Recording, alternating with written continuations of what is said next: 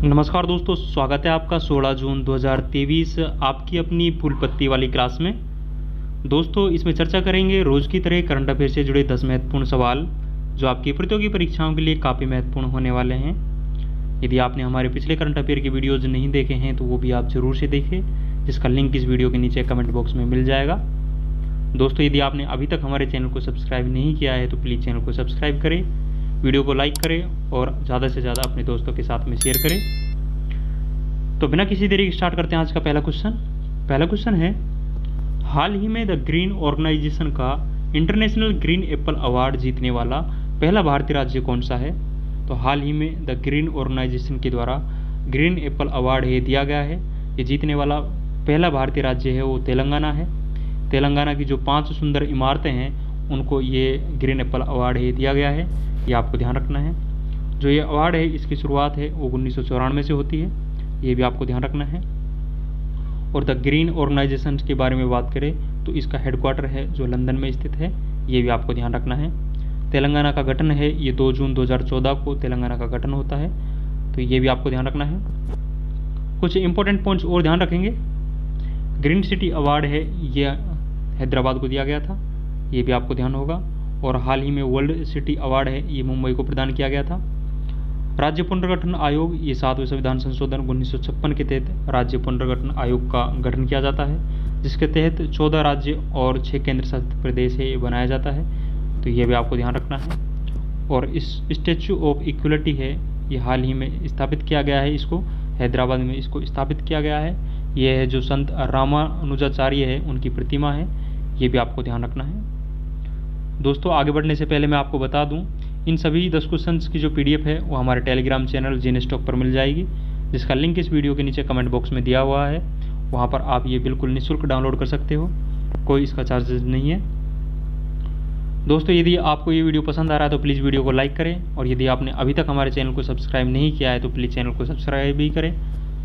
तो next question देखेंगे, कृषि महोत्सव रज का आयोजन कहाँ किया जाता है?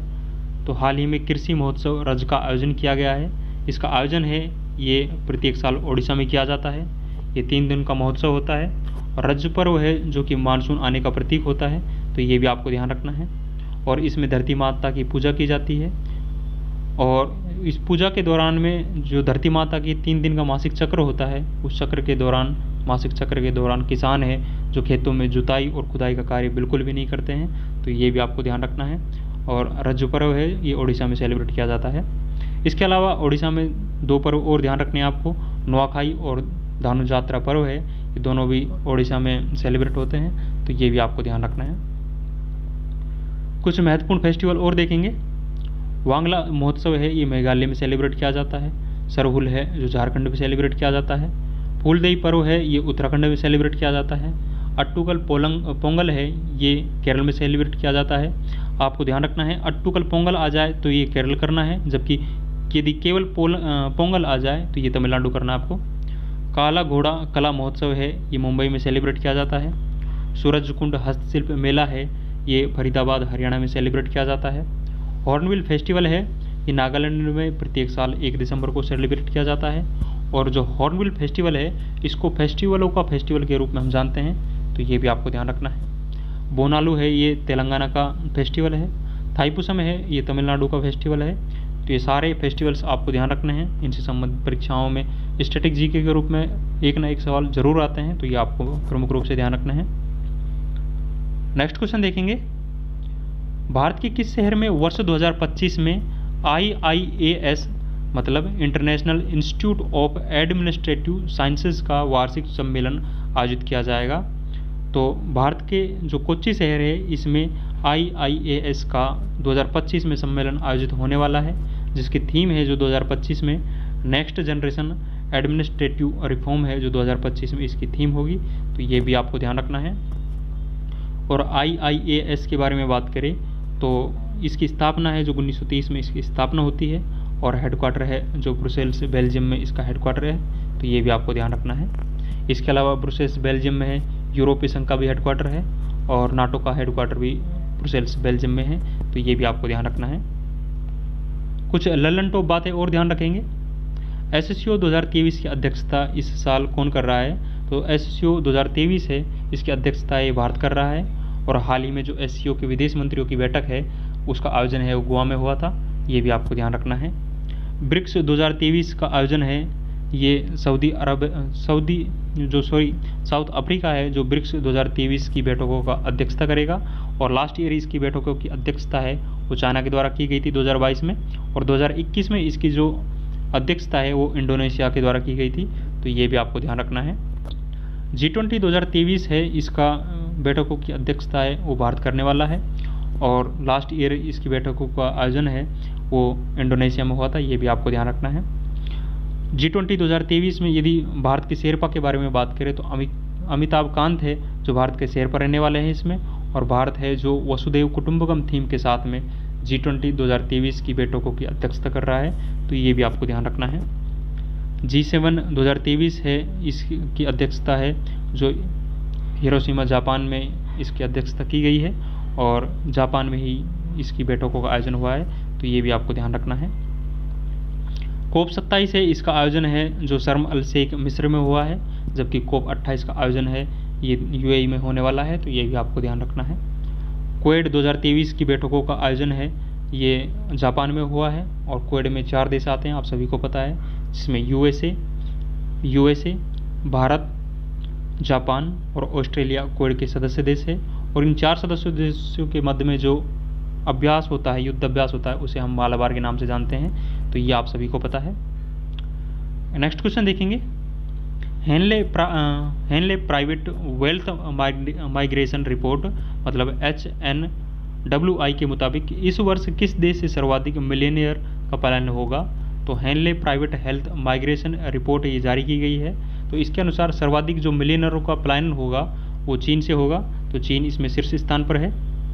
चीन से लगभग 13,500 मिलियनर है वो पलायन करेंगे दूसरे देश के लिए, और इस कैटेगरी में जो सेकंड स्थान है वो भारत का है।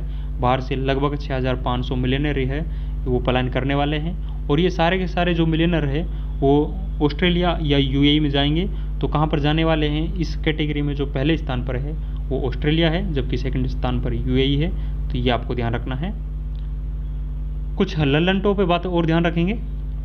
हाल ही में जो विश्व प्रेस स्वतंत्रता सूचकांक 2023 जारी किया गया है, इसमें भारत की रैंक है जो 161वीं है, और इस जो सूचकांक को जारी किया जाता है वो रिपोर्टर्स विदाउट बॉर्डर्स के द्वारा वर्ल्ड प्रेस स्वतंत्रता सूचकांक को जारी किया जाता है, तो ये भी आपको ध्यान रखना है।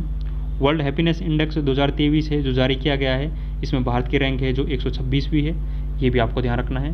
भारत के सबसे अमीर मुख्यमंत्री के बारे में बात करें तो जगनमोहन रेड्डी है जो कि आंध्र प्रदेश के मुख्यमंत्री है, ये भारत के सबसे अमीर मुख्यमंत्री है। और यदि सबसे गरीब मुख्यमंत्री के बारे में बात करें तो पश्चिम बंगाल की मुख्यमंत्री ममता बनर्जी है जो कि सबसे गरीब मुख्यमंत्री है भारत की, तो ये भी आपको ध्यान रखना है। हाल ही में राष्ट्रीय बौद्धिक संपदा सूचकांक 2023 से जारी किया गया है, इसमें भारत की रैंक है जो 42 है, तो ये भी आपको ध्यान रखना है। वैश्विक आतंकवाद सूचकांक 2023 में भारत की रैंक है जो 13वीं है, और इसमें पहली रैंक है जो अफगानिस्तान की थी, ये भी आपको ध्यान रखना है। ग्लोबल फायर पावर इंडेक्स में भारत की रैंक है ये 4थी है। तो ये सारे इंपॉर्टेंट इंडेक्स आपको ध्यान रखना है। परीक्षाओं में इंडेक्स से संबंधित एक न एक क्वेश्चन जरूर आता है, तो ये इंडेक्स आपको महत्वपूर्ण रूप से ध्यान रखना है। नेक्स्ट क्वेश्चन देखेंगे, हाल ही में INS सतपुड़ा ने किस देश में आयोजित बहुपक्षीय नौसेना अभ्यास कोमोडो में भारत का प्रतिनिधित्व किया है? तो हाल ही में भारत का जो INS सतपुड़ा है जहाज है, उनके द्वारा बहुपक्षीय नौसेना अभ्यास कोमोडो में भारत का प्रतिनिधित्व किया गया है। इसका आयोजन है ये इंडोनेशिया देश में हुआ है, ये आपको ध्यान रखना है, और इसका ये 4था संस्करण है जो आयोजित हुआ है, ये भी आपको ध्यान रखना है। प्रमुख रूप से ध्यान ये रखना है आपको कि ये कोमोडो है ये एक नौसेना अभ्यास है जिसमें भारत का INS सतपुड़ा भाग ले रहा है। भारत है जो इंडोनेशिया के साथ में 2 एक्सरसाइज और करता है, जिसमें गरुड़ शक्ति और समुद्र शक्ति है, दोनों एक्सरसाइज भारत और इंडोनेशिया के मध्य में होती है, तो ये भी आपको ध्यान रखना है। यदि इंडोनेशिया की राजधानी के बारे में बात करें तो इंडोनेशिया की पहले राजधानी जकार्ता थी, इससे अब इसकी राजधानी है जो नूसंतारा कर दी गई है, तो ये भी आपको ध्यान रखना है। और इंडोनेशिया के वर्तमान में राष्ट्रपति के बारे में बात करें तो जोको विडोडो है जो वर्तमान में इंडोनेशिया के राष्ट्रपति है। तो ये सारे इंपॉर्टेंट पॉइंट्स आपको ध्यान रखने हैं, आपकी परीक्षाओं की दृष्टि से ये काफ़ी इंपॉर्टेंट है। कुछ लल्लनटों पर बात और ध्यान रखेंगे। एक्वेरियन अभ्यास है ये भारत और मालदीव के मध्य में सेलिब्रेट होता है, मतलब आयोजित होता है एकोरन अभ्यास। इसके अलावा भारत और मालदीव के मध्य में एकता अभ्यास का भी आयोजन होता है। तर्कस अभ्यास और वज्र प्रहार है, ये भारत और यूएसए के मध्य में आयोजित होते हैं। एयर डिफेंडर एक्सरसाइज है, ये नाटो का एक्सरसाइज है, नाटो का सबसे बड़ा एयर डिफेंडर एक्सरसाइज है, ये भी आपको ध्यान रखना है। और हाल ही में इसका आयोजन है, ये जर्मनी देश में किया गया है। साइक्लोन फर्स्ट है, जो कि पहला एक्सरसाइज है, भारत और मिस्र के मध्य में होने वाला साइक्लोन फर्स्ट है, जो पहला एक्सरसाइज है, ये भी आपको ध्यान रखना है। एकता अभ्यास है, इसको हमने डिस्कस किया है कि ये भारत और मालदीव के मध्य में आयोजित होता है। ये सारे महत्वपूर्ण एक्सरसाइज आपको ध्यान रखने हैं। नेक्स्ट क्वेश्चन देखेंगे, हाल ही में भारत में पहली बार खर्च खाता किसने लॉन्च किया है? तो हाल ही में भारत में पहली बार है जो खर्च खाता लॉन्च किया गया है, तो ये फिनो पेमेंट बैंक के द्वारा इसको लॉन्च किया गया है। इसमें सहयोग है जो फिनटेक हवल है, जो इसमें सहयोग कर रहा है। और ये खाता क्यों खोला गया है, तो इसके बारे में देखते हैं कि व्यय प्रबंधन के लिए खाता खोला गया है, तो ये आपको ध्यान रखना है। मतलब खर्चा है उसका प्रबंधन करने के लिए फिनो पेमेंट बैंक के द्वारा खर्च खाता है ये खोला गया है, और ये भारत का पहली बार है जो कि खर्च खाता खोला गया है, तो ये पॉइंट्स आपको ध्यान रखना है। कुछ ललन टॉप बात और ध्यान रखेंगे, टर्बो यूपीआई है, इसको हाल ही में लॉन्च किया गया था, तो रेजर पे के द्वारा टर्बो यूपीआई है जो इसको लॉन्च किया गया था, ये भी आपको ध्यान रखना है। प्रधानमंत्री जनधन योजना है, ये 28 अगस्त 2014 को प्रारंभ की गई थी, और ये वित्तीय समावेशन की हिंदुस्तान की नहीं अपितु वर्ल्ड की सबसे बड़ी योजना थी, तो ये भी आपको ध्यान रखना है। प्रोजेक्ट कुबेर है, ये एसबीआई के द्वारा लॉन्च किया गया है, और ये बेंगलुरु से लॉन्च किया गया था, तो ये भी आपको ध्यान रखना है। ओमान में एनआरआई सीमा पार बिल भुगतान के लिए केनरा बैंक के साथ में करार किया गया है। मतलब ओमान देश में एनआरआई सीमा पार यदि बिल भुगतान कर रहे हैं तो बिल भुगतान के लिए केनरा बैंक के साथ में करार किया गया है, तो ये भी आपको ध्यान रखना है। नेक्स्ट क्वेश्चन देखेंगे, हाल ही में चेन्नई में लॉन्च एसडब्ल्यूसी श्रेणी का तीसरा जहाज कौन सा है? तो हाल ही में चेन्नई में लॉन्च किया गया है जो कि एएसडब्ल्यू और एसडब्ल्यूसी का तीसरा जहाज है, वो अंजदीप है जो इस श्रेणी का तीसरा जहाज है, ये आपको ध्यान रखना है। इसको लॉन्च है जो कट्टुपल्ली चेन्नई से इसका लॉन्च किया गया है, तो ये आपको ध्यान रखना है। जबकि इसका निर्माण है जो गार्डन रीच शिपयार्ड लिमिटेड है जो कि कोलकाता में स्थित है, इसका निर्माण किया गया है यहाँ पर। इस श्रेणी का पहला जहाज है जो आईएनएस अर्नाला है, जो इस श्रेणी का पहला जहाज था। जबकि इस श्रेणी का दूसरा जहाज है जो आईएनएस एंड्रोथ है, जो इस श्रेणी का दूसरा जहाज था। तो हाल ही में तीसरा जहाज है जो आईएनएस अंजदीप है, ये लॉन्च किया गया है, तो ये भी आपको ध्यान रखना है। कुछ ललन टॉप बातें और ध्यान रखेंगे, संशोधन जहाज है, ये इसका निर्माण है जो L&T कंपनी के द्वारा इसका निर्माण किया गया है, तो ये आपको ध्यान रखना है। और इसको हाल ही में चेन्नई से लॉन्च किया गया था। तो कल के करंट अफेयर्स के क्वेश्चंस में हमने ये संशोधक जहाज है ये पढ़ा था, तो इसके बारे में यदि आपको ज़्यादा जानना है तो आप कल की वीडियो को ज़रूर देख सकते हो, इसका लिंक इस वीडियो के नीचे मैं कमेंट बॉक्स में पिन कर दूंगा। आईएनएस वागसीर के बारे में बात करें तो इसका निर्माण है जो प्रोजेक्ट 75 के तहत इसका निर्माण किया गया था। भारत के जो 6 जहाज बनाए गए थे उनमें से एक है जो वागसीर है, तो ये भी आपको ध्यान रखना है। प्रोजेक्ट कावेरी है, इसको सूडान में चलाया गया था भारत सरकार के द्वारा। सूडान में सहायता के लिए प्रोजेक्ट कावेरी को चलाया गया था, और इसमें जो आईएनएस सुमेधा जहाज है इसको सहायता के लिए भेजा जाता है, तो ये भी आपको ध्यान रखना है। आईएनएस विक्रांत है, ये भारत का पहला स्वदेशी विमान वाहक पोत था, तो ये भी आपको ध्यान रखना है। वर्णास्त्र है जो कि हैवी वेट टॉर्पेडो है, ये भी आपको ध्यान रखना है। नेक्स्ट क्वेश्चन देखेंगे, हाल ही में पद्म पुरस्कार विजेताओं को 10,000 रुपये मासिक पेंशन देने की घोषणा किसने की है? तो हाल ही में जो पद्म पुरस्कार विजेता हैं उनको 10,000 रुपये मासिक पेंशन दी जाएगी, इस प्रकार की घोषणा है जो हरियाणा सरकार के द्वारा की गई है, तो ये आपको ध्यान रखना है। हरियाणा सरकार के द्वारा 10,000 रुपये मासिक पेंशन के साथ में उनको जो वोल्वो बस सेवा है उसकी फ्री यात्रा कराई जाएगी, तो ये भी आपको ध्यान रखना है। और इसके अलावा बात करें तो हरियाणा के द्वारा कुछ योजनाएं और लॉन्च की गई है, जिसमें चिराग योजना हरियाणा से संबंध है, ये अधिगम जो पोर्टल है वो भी हरियाणा से संबंधित है, और दयालु योजना है ये भी हरियाणा के द्वारा लॉन्च की गई थी। तो ये सभी महत्वपूर्ण पॉइंट्स आपको ध्यान रखना है। कुछ ललन टॉप क्वेश्चंस और देखेंगे। पद्म विभूषण 2023 के बारे में बात करें तो पद्म विभूषण 2023 है, ये टोटल 6 व्यक्तियों को प्रदान किया गया था। 6 व्यक्तियों में मुलायम सिंह यादव, जाकिर हुसैन, बालकृष्ण दोषी, दिलीप महालनोबिस, TS कृष्णा और श्रीनिवास, इन 6 व्यक्तियों को ये पद्म विभूषण 2023 है ये पुरस्कार प्रदान किया गया था। ये भारत का दूसरा सर्वोच्च नागरिक सम्मान है, ये भी आपको ध्यान रखना है। प्रत्येक साल जो पद्म विभूषण या पद्म पुरस्कार है ये 26 जनवरी को दिए जाते हैं और 2023 में 106 व्यक्तियों को पद्म पुरस्कार है ये प्रदान किए गए हैं, तो ये भी आपको ध्यान रखना है। नेक्स्ट क्वेश्चन देखेंगे, फोर्ब्स की ग्लोबल 2000 वैश्विक सूची 2023 में शीर्ष स्थान किसे मिला है? तो हाल ही में फोर्ब्स के द्वारा ग्लोबल 2000 वैश्विक सूची जारी की गई है, मतलब विश्व की 200 जो कंपनी है 2000 कंपनियाँ हैं उनकी सूची जारी की गई है और फोर्ब्स की ये 20वीं वर्षगांठ है।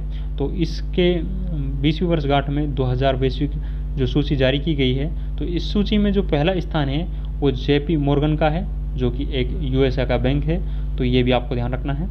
सेकंड स्थान है जो सऊदी अरब की अरेमिका कंपनी है, तो उसको सेकंड स्थान इसमें प्रदान किया गया है।